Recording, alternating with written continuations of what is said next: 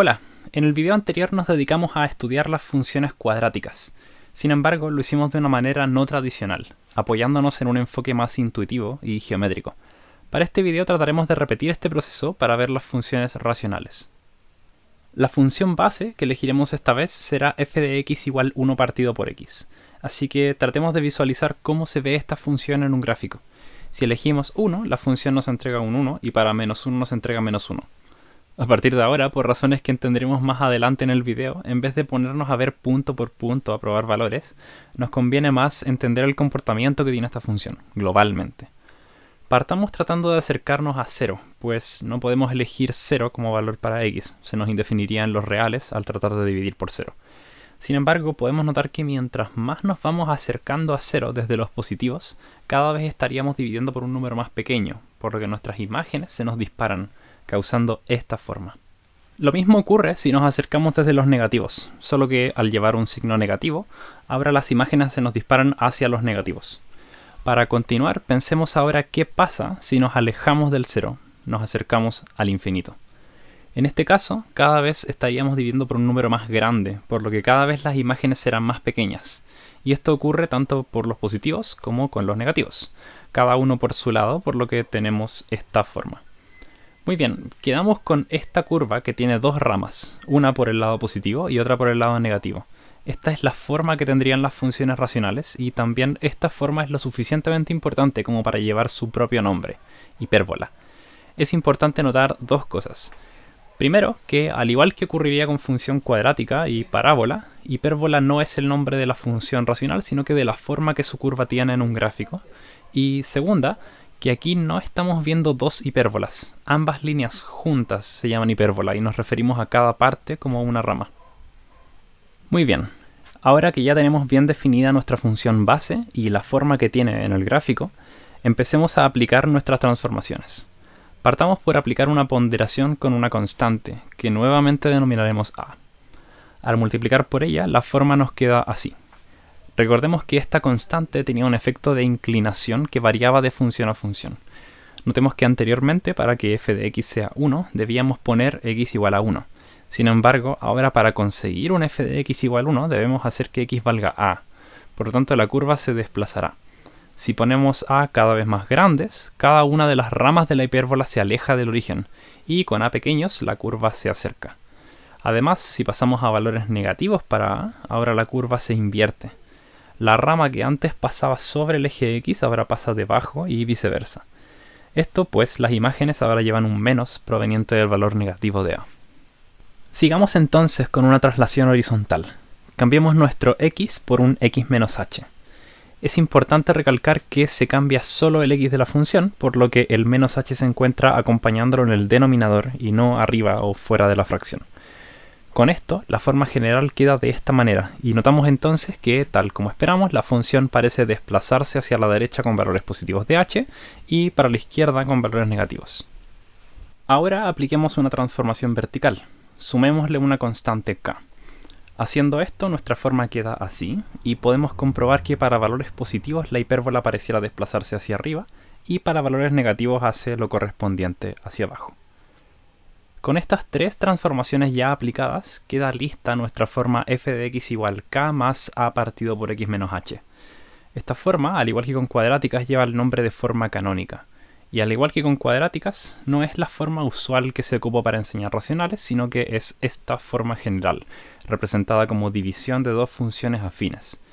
Sin embargo, la forma canónica de nuevo tendrá la misma utilidad de ayudarnos a entender esta función y varias de sus propiedades de manera más intuitiva. Hagamos eso entonces. Partamos notando una cosa.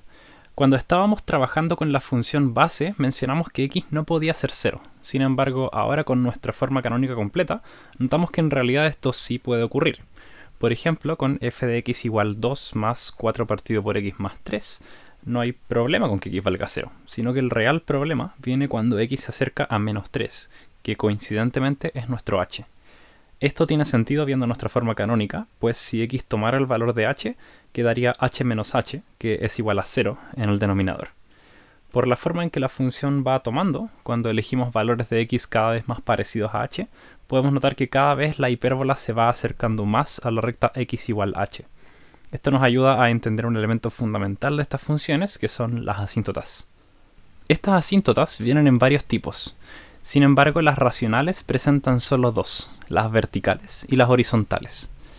La que acabamos de ejemplificar es una vertical y corresponde a la recta a la que la función se parece cuando nuestros valores para x se aproximan mucho al punto h. Es por esto que esta asíntota siempre será la recta x igual h. Por otro lado están las horizontales, que son la recta a la que la función se parece si elegimos cada vez valores más grandes. En el caso de las racionales, podemos notar, si vemos la forma canónica, que al elegir valores de x grandes, el sumando a partido por x menos h se parecerá cada vez más a 0, pues cada vez estará dividido por un número más grande. Es por esto que la asíntota horizontal siempre será la recta y igual k.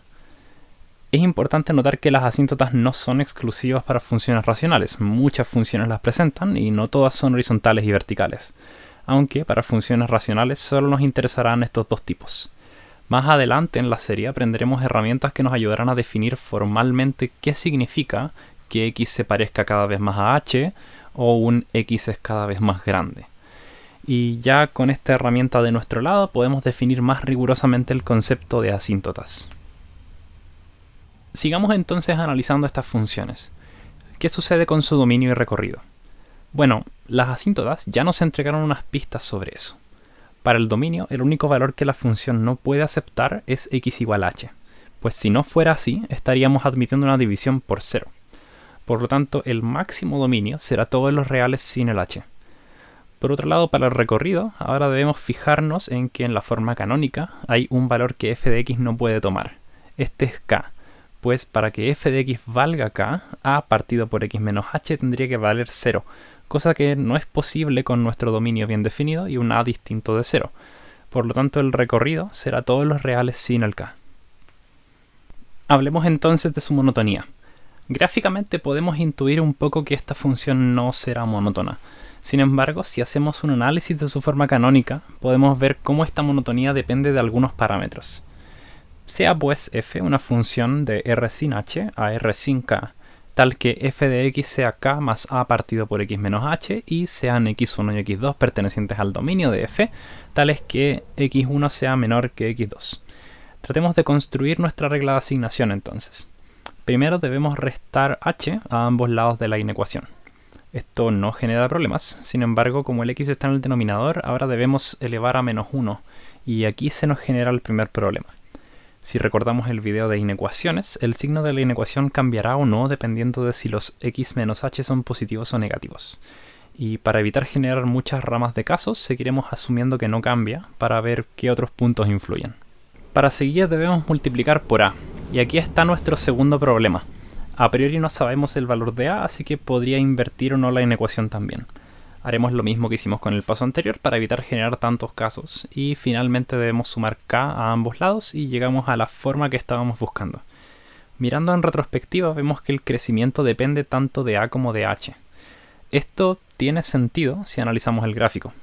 Vemos que en la asíntota de x igual a h la función cambia su crecimiento y también cambiará dependiendo de si elegimos un a positivo o negativo. Al igual que como ocurrió con cuadráticas, aunque la forma canónica es maravillosa por las ventajas que ofrece, las funciones racionales que nos entreguen no siempre vendrán ya configuradas de esta forma, por lo que es importantísimo que sepamos llevar una racional en forma general a forma canónica. Para hacer esto debemos fijarnos en la forma general y trataremos de llevarla a la estructura de la forma canónica, una constante a la que se le suma una fracción con un ponderador en el numerador y un x menos otro número en el denominador. Para empezar, nos interesa dejar sin coeficientes los x. Para esto, forzamos una factorización por a en el numerador y por c en el denominador. Ya teniendo esto, lo que haremos es tratar de quitarnos el x del numerador. La manera en que haremos esto es tratar de convertir este término en un 1, igualando el numerador y el denominador. Para hacer esto debemos transformar este b partido por a en un d partido por c. Y si hacemos un poco de álgebra, notaremos que el término que nos ayudaría con eso es sumarle esto, a lo cual le agregamos x más d partido por c en el denominador para poder sumarlo sin problemas. Pero cuidado, no podemos agregar términos porque sí. Para compensarlo, restamos el mismo término. De esta manera estaríamos sumando 0, neutro aditivo. Ahora podemos convertir este término en 1 e ingresar nuevamente en la partido por c de afuera.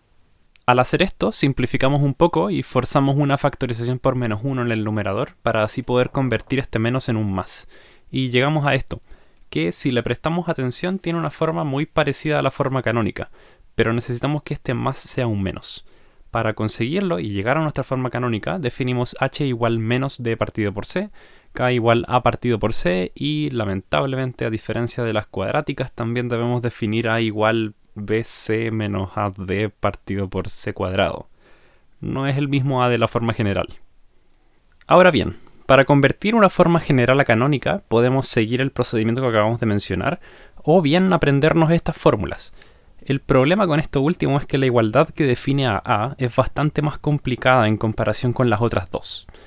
Para solventar esto, separemos la fracción y simplifiquemos el primer sumando. Notemos que el segundo sumando corresponde a la multiplicación de h por k, por lo tanto podemos reemplazar y quedaremos con esta fórmula simplificada.